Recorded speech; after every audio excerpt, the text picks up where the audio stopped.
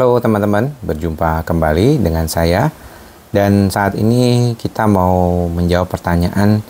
Ada sesuatu yang mungkin penting untuk diperhatikan sama teman-teman yang menjadi subscriber di Andre Psikosomatik ini. Yang pertama, ini pertanyaan dari Kenzo jual beli akun. Apakah PJK, mungkin ini maksudnya penyakit jantung koroner ya, seperti saya sulit tidur. Apakah hipertensi bikin sulit tidur? Saya tidak cemas, apalagi anxiety. Nah, ini menarik nih, karena komorbid penyakit jantung, diabetes, hipertensi pada pasien anxiety juga sangat banyak. Jadi orang-orang yang mengalami sakit jantung belakangan ini dengan semakin modernnya hidup dan hidup sedentarian yang kita jalani ini membuat kita lebih mudah mengalami masalah. Nggak gerak, banyak duduk gitu ya. Makannya juga berlemak tinggi, kolesterol tinggi ya.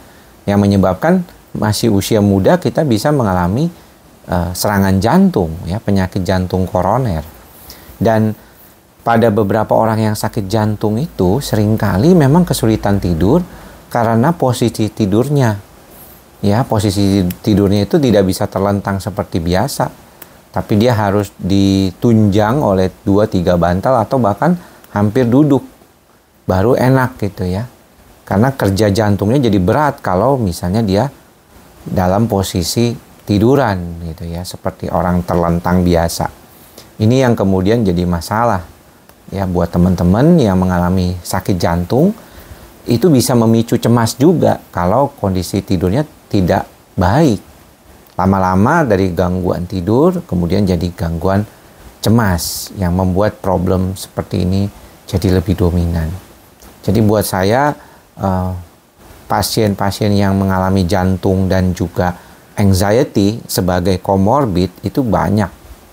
Jadi teman-teman harus fokusin mengatasi kondisi gejala-gejala yang berkaitan dengan jantungnya juga. Ini kalau gangguan tenggorokan yang disertai sesak napas itu sudah sering terjadi banyak sekali ya. Kita sering lihat, saya sendiri sudah memberikan beberapa ulasan terkait dengan istilahnya globus hystericus. Ya, globus hystericus ini suatu keadaan sensasi seperti ngeganjel di dalam kerongkongan ya, seperti sulit menelan. Itu diakibatkan bukan karena adanya akalasia itu atau kondisi ganjala lain, tapi lebih kepada anxiety. Karena dia nelen bisa, dia masuk makanan ya bisa. Cuman dia berasa nggak nyaman aja kayak gitu. Kalau dispepsia organik, apa boleh makan gluten? Sebenarnya gluten ini sendiri memang tepung ya, tepung terigu. Itu nggak boleh banyak-banyak kalau misalnya pun bukan yang mengalami dispepsia gitu. Apalagi yang kalau dispepsia organik gitu ya. Misalnya ada gastritis atau ada GERD ya, yang memang bener-bener GERD ya. Ada gastritis jadi luka di lambung ya, lebih baik memang dihindari dulu. Ya, kemarin saya mengalami gastritis ya waktu dirawat di rumah sakit itu karena adanya penggunaan obat anti radang ya. Biasa kita tahu anti radang itu kalau obatnya itu terlalu kuat, perutnya nggak kuat ya. Jadi terjadi luka lambung, gastritis. Itu nggak bisa makan gluten dulu tuh. Diet lambungnya itu non gluten, non susu. Jadi tidak boleh susu dan gluten juga. Jadi lebih baik memang sebaiknya demikian. Ya, makannya yang benar gitu. Jadi supaya nggak terlalu jadi ngulang lagi gejalanya. Apa kalau seks bisa menurunkan kecemasan? Sebenarnya seks itu ya, yang sehat, yang baik dengan pasangan kita, itu tentunya akan membantu kita. Ya, karena dia meningkatkan endorfin. Sama seperti kita nonton cerita lucu ya, nonton film-film sitkom itu, situasi komedi yang lucu ya, itu meningkatkan. Akupunktur juga dianggap meningkatkan, seks juga. Ya, bahkan makanan pedas yang mengandung cabai gitu, capsaicin itu juga meningkatkan rasa nyaman ya. endorfin, makanya banyak orang suka pedes gitu ya, tapi jangan terlalu berlebihan ya, nanti malah sakit lambung gitu. Jadi sebenarnya bisa menurunkan cemas karena dia meningkatkan endorfin gitu. Apakah cemas ada hubungannya dengan hipertiroid? Cemas, jantung berdebar-debar, keringat dingin, berat badan menurun, tidak bisa tidur, tangan gemetar gitu. Cepat di tangan, katanya mata bisa melotot. Betul sekali ya. Jadi Intana Zahara ini bilang kalau hipertiroid itu banyak kita temukan pada pasien-pasien dan kemudian juga mereka mengalami gejala seperti orang cemas. Jantung debar-debar ya tadi, keringat dingin, berat badan turun. Nah, ini juga berbeda nih. Jadi kalau anxiety itu yang tanpa ada masalah-masalah lain ya, murni gangguan cemas itu biasanya tidak menurun berat badan. Kalau hipertiroid dia menurun berat badannya. Nah, tidak bisa tidur ya karena mungkin berdebar-debar terus jantungnya. Bedanya cemas sama hipertiroid itu juga karena hipertiroid biasanya itu terus-terusan denyut jantungnya berdebar-debarnya. Kalau orang cemas itu kadang-kadang aja, jadi ada kadang datang enggak gitu ya. Jadi memang bisa berbeda.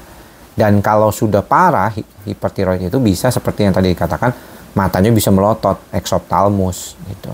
Nah, itu berbeda. Jadi harus diobatin tuh hipertiroidnya sampai benar ya, sampai teratur gitu. Menariknya sekarang itu hipertiroid banyak yang bisa sembuh ya. Jadi dalam tanda kutip nggak makan obat lagi tapi terkontrol.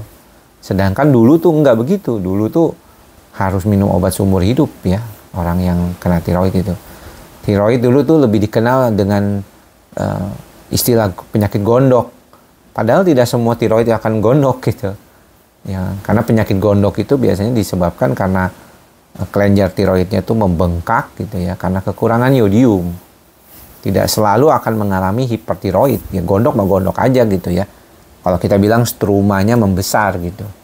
Tapi dia belum tentu selalu terjadi hipertiroid gejala-gejalanya gitu. Itu beda lagi gitu.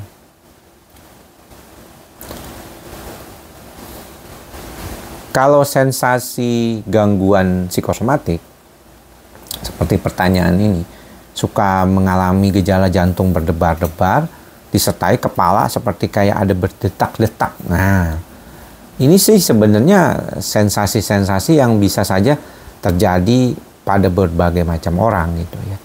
Karena pada dasarnya orang gangguan psikosomatik itu banyak gejalanya sih. Tubuhnya kan sensitif. Ya, dia tubuhnya sensitif. Jadi dia bisa aja jadi problematik gitu. Perubahan dari sisi kondisinya itu bisa membuat tubuhnya jadi kayaknya beda banget gitu, rasanya kok nggak sama gitu, badannya rasanya kok gampang nyeri-nyeri, gampang sakit, gampang nggak enak gitu. Dan itu selain dari kondisi tersebut sering jadi problem kayak gitu. Dan akhirnya yang membuat sensasi tubuh itu nggak pernah beres. Makanya pasien-pasien gangguan cemas itu bolak-balik ke dokter, meyakinkan dirinya bahwa dia tidak apa-apa. Tapi ya sebenarnya dia akan terus berulang begitu kalau belum diobatin gitu.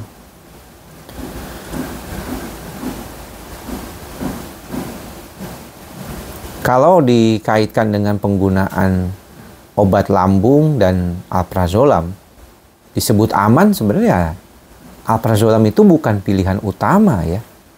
Walaupun banyak orang mengatakan mengapa alprazolam itu salah satu yang sering digunakan gitu ya. Tapi sebenarnya bukan yang utama. Problemnya itu lebih kepada kemampuan dari cemasnya itu terkendali dengan alprazolam, jadi lebih enak. Padahal dia bukan obat lambungnya. Ya, jadi saya sih tidak menyarankan. Apalagi kalau tunggal ya, hanya diberikan alprazolam saja gitu, antidepresannya enggak. Ya, atau obat-obatan lambungnya juga belum tuntas gitu ya. Jadi jangan. Ini komorbiditas yang seringkali jadi problem. Nanti mungkin lambungnya sudah baik, tapi si orang ini ketergantungan sama alprazolamnya. Jadi kesulitan untuk mengelola kondisi tersebut. Oke, mudah-mudahan bermanfaat apa yang disampaikan.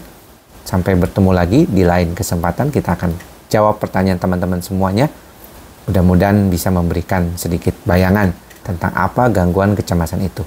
Tetap ikhlas, sabar, dan sadar. Salam sehat jiwa. Bye-bye.